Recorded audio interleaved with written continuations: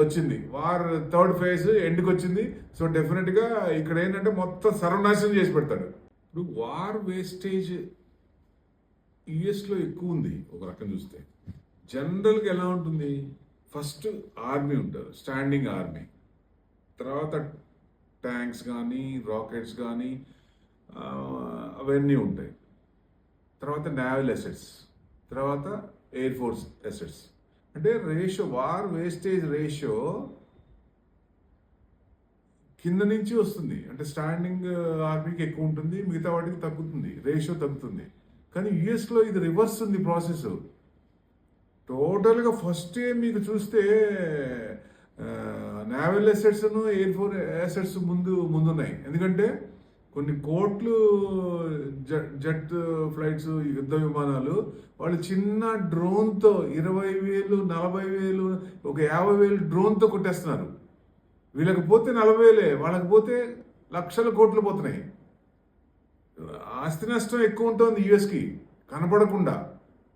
వీళ్ళేంటో ఆయిల్కి, యుద్ధానికి ఆయిల్ వాడాలి కదా, పెట్రోల్ డీజిల్ వాడాలి కదా, వాటికి కూడా భయంకరంగా ఖర్చు అవుతుంది. $1 బిలియన్ ఎబో అవుతుంది.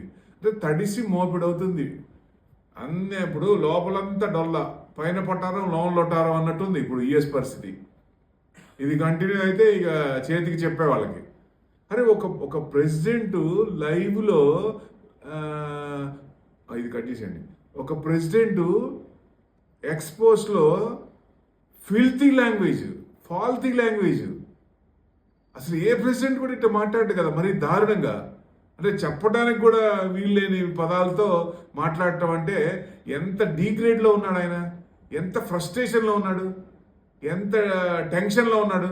అంటే అంత టెన్షన్లో ఉన్నప్పుడే కదా పిచ్చి పిచ్చిగా మాట్లాడేది. పెచ్చగా పరాకాష్ట అంటే ఇదే.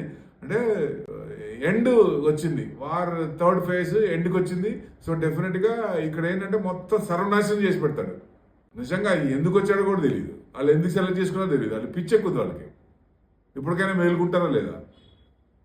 అరే పూర్తిగా రివర్స్ ఉంది. నేవల్ అసెట్స్, మెయిన్ అసెట్స్ నాశనం అయిపోతున్నాయి వాళ్ళకి కూడా.